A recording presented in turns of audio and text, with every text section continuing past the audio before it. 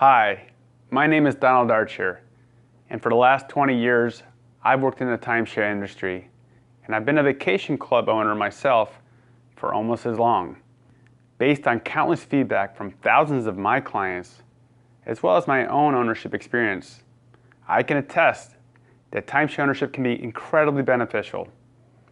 Confidence in a resort, spacious and luxurious accommodations, along with all the resort amenities, combine to provide an opportunity for bonding, relaxation, and even some adventure for so many families. If you're a timeshare owner or someone in your family owns one, you've probably enjoyed many great vacations with your ownership. Hopefully this investment has provided you with many unforgettable family trips to new and exciting places. That's the great thing about vacation ownership. It forces one to take vacations and visit places to see and do things that they may have never done without the commitment to a vacation ownership plan. However, if you are like myself and countless others who own timeshare, you can relate to the excitement and anxiety when first investing into a timeshare. The irritation upon opening the first of many annual maintenance and tax bills sent from the resort, and for many, a monthly finance bill. If you own a timeshare, you may know the pleasure of world-class travel and incredible accommodations, but the financial blows of the timeshare acquisition cost, as well as the ongoing annual carrying costs, may have also buffeted you. Of course, you can argue that the annual fees are just the price you pay to vacation and enjoy the program, and that's true. But what happens if you cannot vacation in a given year? The annual fees are still due, and you are on the hook regardless of your vacation time availability. And what about the owners that have spent so many years gaining the experience to optimize their timeshares to find themselves curtailing their traveling as they advance in their years? They must begin to consider how to best transfer their ownership to their heirs, many of whom do not have a need or desire to make use of the timeshare. Every year, there are hundreds of thousands of owners who simply cannot utilize their timeshares to the fullest and are effectively running at a loss in respect to the annual fees. In my career as a timeshare sales executive, I encountered and worked with many owners that needed help with their timeshare portfolio. Clients simply had more timeshare inventory than they can use on an annual basis and turned to me for ideas.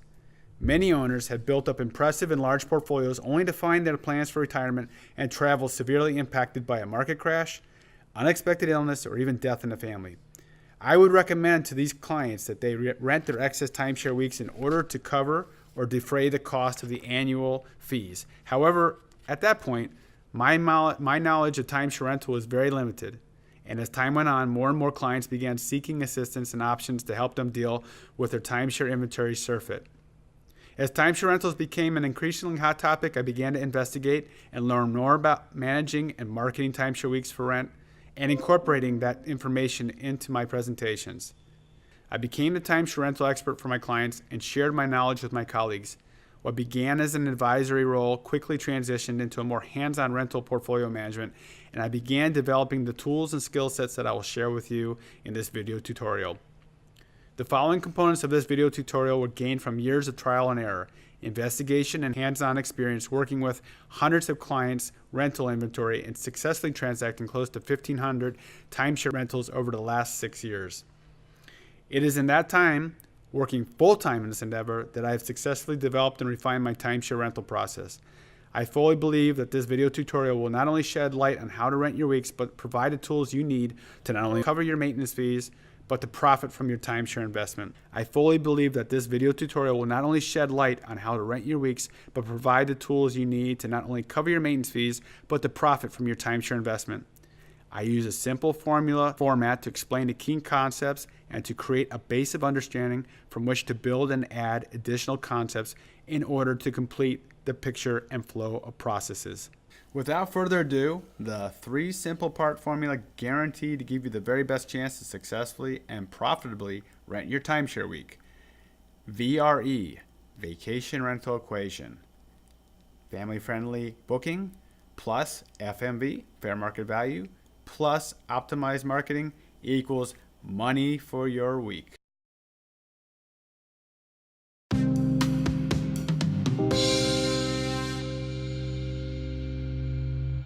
The first component of the vacation rental equation.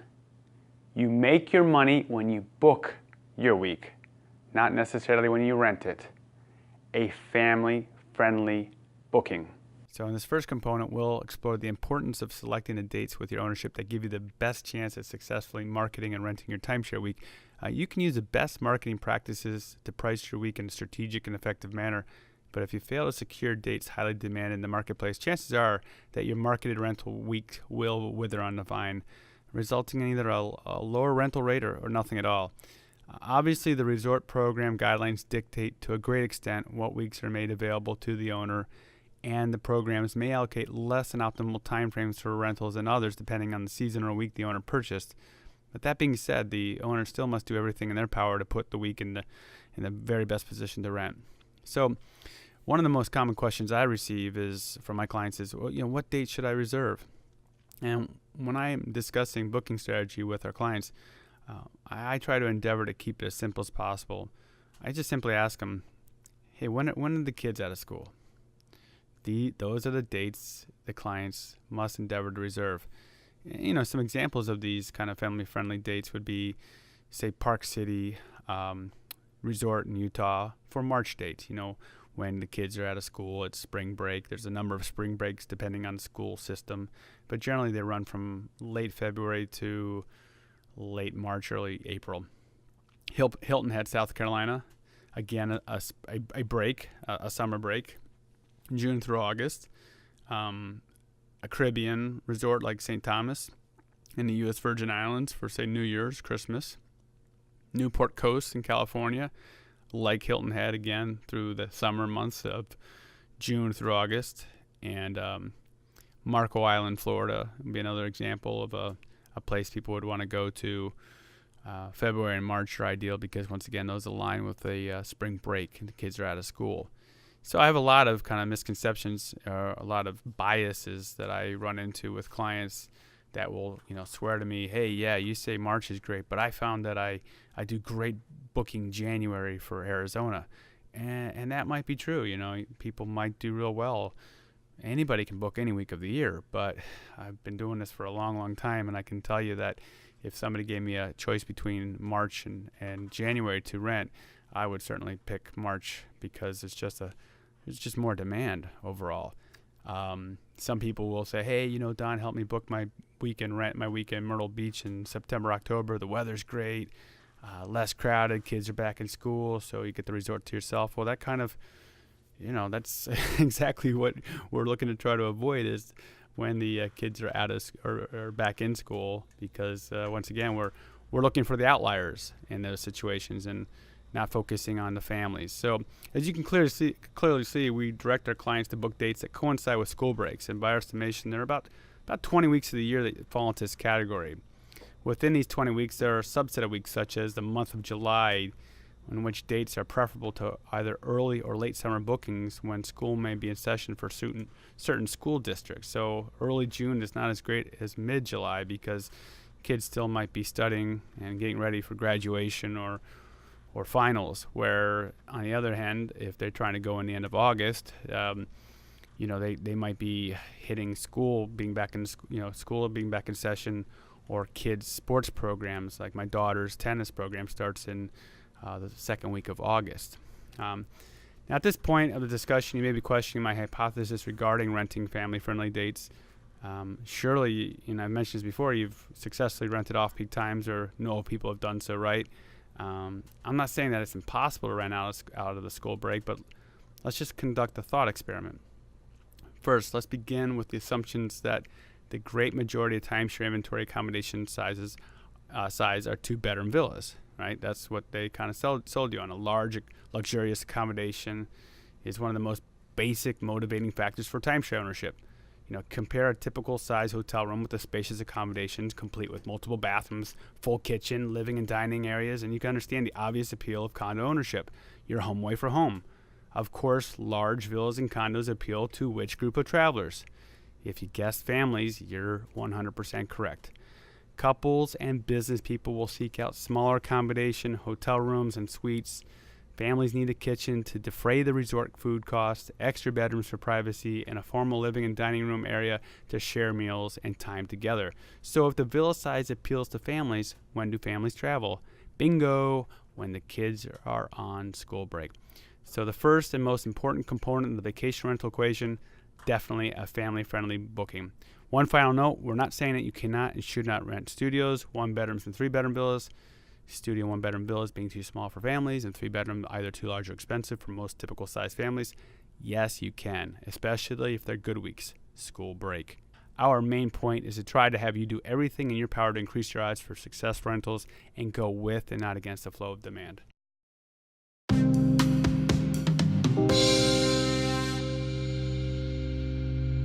The second component of the vacation rental equation, fair market value. How do we establish fair market value and the best rate to set for a timeshare week? Well, a crystal ball would certainly help, but the most effective way to determine the rental rate is through good old-fashioned comparative market analysis, CMA.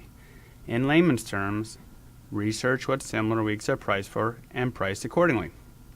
And where can you find comparative rental rates? We recommend that you take a look at perhaps tug2.net, which has a classified section, or better yet, redweek.com, which is my preference. Now, redweek.com is a membership site, but it doesn't require a paid membership to view the listed rates. All right, so you can kind of see these rates that are being advertised at the Marriott's Frenchman's Cove, for example, without having to pay a membership. The membership is about $15 a year and costs about $25 to list an ad on Redweek. You just can't inquire to any of these people unless you are a paid member. All right. So what if you don't see any weeks that you might have for your reserved dates? So you might be looking for next summer and there isn't any weeks available, let's say in early August. Well, it's just too early. So you might just have to sit for a while and check again, 6 months prior to check in. And in terms of listing an ad, if you are going to list one with Redweek, I think it's probably best to add something at least 6 months prior to check-in, because there's a cost to the listing, and the listing's for 6 months, unless you have a really hot week like a New Year's week or 4th of July week that you think might rent well in advance. So from my experience, owners typically price their weeks within a range of 1 to 2 times the cost of their maintenance fees. So for example, it's very common to see Marriott's Frenchman's Cove Platinum Season weeks, which is a high season, the winter season, going anywhere from somewhere between $2,500 to $3,500 in price, with the corresponding annual fees for such weeks approximating about $1,600 to $1,800 total. So knowing this range, what then is the best rate to set? If you're saying, hey, I have a week at Marriott's Frenchman's Cove for, say, the week of March 11th, if you begin listing well in advance, you may want to set the rate a bit higher than fair market value to see if you get any bites. But remember that we're dealing with like products, and if is another 2-bedroom Marriott Frenchman's Cove villa, and it's listed for $300 less than your week, it will sell prior to yours. It's a like product, and that unless it has a different view or different size, nothing distinguishes or adds value to your particular unit. If there are 4 villas listed, and it's the same week as yours, and yours would be the 5th, we would recommend choosing the Price is Right strategy and set your rate just below the lowest rate listed. So you might look at these 4 and say, okay, I want to move it quickly. You might put it at $2,650 just so that you're the lowest rate. You can alter this just below market strategy if you're in a position to occupy in case it doesn't rent, most likely for drive to resort destinations. Setting a higher price would be appropriate if you have a plan B to occupy the villa and take advantage of the last man standing position. However, if you're not in this situation, beware. I've seen too many examples of highly priced weeks. Where's that one that I saw earlier? $4,250. I mean, this person thinks they're going to sell it for $4,250. Well, this one's going to go first. Yours at $2,650 is going to be before that. Then this one, and this person might miss their booking window or rental window, and then either have to rent at a fire sale price, or they might not rent it at all. So as the old maxim goes, pigs get fed and hogs get slaughtered. Now remember, you can edit. I don't know if I showed this to you, but you can edit your listings at any time. So you might start with a rate. Let's say this is a Frenchman's Cove right here, just for an example. I could go here and change it to say 4,700, and then hit save. And now that if I look at this, it was 4,900 before, and now that rate is at 47. So it's very easy to go in and edit on the fly. Now, one last good tip I would say about pricing your week, and I've talked about pricing it at or below fair market value, is don't show weakness. If you have a good rate and it's below market or close to or even a little bit above, stay pretty firm with the prospective renter. If you start drastically dropping the rate in negotiations, you risk greatly devaluing the psychological perceived value of the week to the renter. Everyone wants a better deal, but if you have set the rate at a fair price, just point that out to the renter and stand your ground.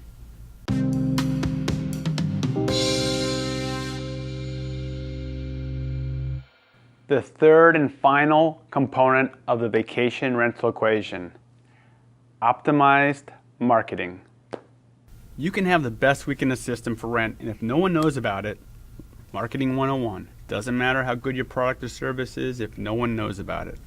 So let's take a look at the best options for marketing your timeshare weeks and discuss their relative strengths and weaknesses. VRBO.com and its parent company HomeAway are now owned by Expedia.com, and VRBO is a 700-pound gorilla of vacation rental marketing sites, with currently over 700,000 listings on their North American site alone. Now think of marketing your timeshare with VRBO as the Madison Avenue approach to promoting your rentals. With VRBO, you can feature up to 24 beautiful pictures, ample space in the listing, plenty of space for some great content, strong SEO. And what I mean by SEO is search engine optimization. So when you do a Google search, and let's say you're looking for Marriott's Mountainside, 1, 2, 3, 4 down under Marriott's Mountainside is where VRBO pops up. So people are searching for rentals, it's right there in their face. So in terms of the content, the photos, the SEO, VRBO is excellent. But all these bells and whistles come at a price. High listing cost, considerable setup time, and ongoing maintenance of listings to optimize their performance. Annual listing cost ranges from about $350 to about $550 per listing. And it's a bit pricey if you have just 1 week to rent, but perhaps worth the cost if you have a number of weeks at the same property and can defray the listing cost with multiple rentals. And the second option would be redweek.com, and we see the same listing here from Marriott's Ocean Point under VRBO as it appears in redweek.com. Redweek is the de facto top online marketplace for timeshare rentals and resales, especially for the big brand names. Now, the annual membership and listing fees are a fraction of the VRBO cost, but your listing is relegated to a line item, and it offers very little in terms of written or visual content. They basically share some photos at the top. In that, it's it's concise, it's easy to use, but this site really lacks the charisma and wow factor that a good VRBO listing effortlessly conveys. So, you can compare this, somebody saying, "Oh wow, I'd love to take a vacation at this place. Wow, look at the rooms and so forth," versus somebody's looking at this going, "What the heck is this? What am I getting for $1,300? What am I getting for $2,200?" It's like a line item. Okay. Nevertheless, Redweek is an effective portal for marketing your week with over 1 million members, and is also a popular site for many brokers and travel agents looking for inventory to market to their client base. Last and least, it would be Craigslist.org, which it seems a little ironic that in that it combines a VRBO platform functionality in which you can add beautiful photos and content space with the low cost, basically no cost of Redweek. So I mean ironic in saying, well, if it's like the best of both worlds, why do I have it listed last? In a word, fraud. Spammers, the air princesses of Nigeria, that uncle out there, the wire transfer bandits. This isn't to say that VRBO and redweek.com are free from fraud. Nothing on the internet is. But due to the membership listing cost component of their sites, I find that spammers prefer to prey on sites like Craigslist that are easier to attack. At times we do use Craigslist for our own properties, as we do in this situation right here. But we do so with a skeptical eye to the inquiries and make sure we speak to potential clients via the phone. There are a number of resources about potential dangers and how to safeguard yourself using the site. And it can be a very effective marketing tool if you know how to manage this and protect yourself. So in summation, we've got VRBO with the pros being it's a gorgeous site with great SEO. People can find it very easily just by typing in the resort that they want to go to in Google. The negatives are, the knock on it is it's relatively expensive. Well, let's just say it is expensive, and it's time consuming to set up and administer this site. Redweek, the main pros are it's low cost. It's a huge member base, over 1 million members, and it is recognized as the marketplace leader for brand name timeshare rentals and resales. The cons are the listings are relegated to line item status, inability to truly distinguish your unit on site. You can highlight for an extra cost. And thirdly, it's not as well known as VRBO or Craigslist.org by the general public. So this is kind of like for people in the know in the timeshare market.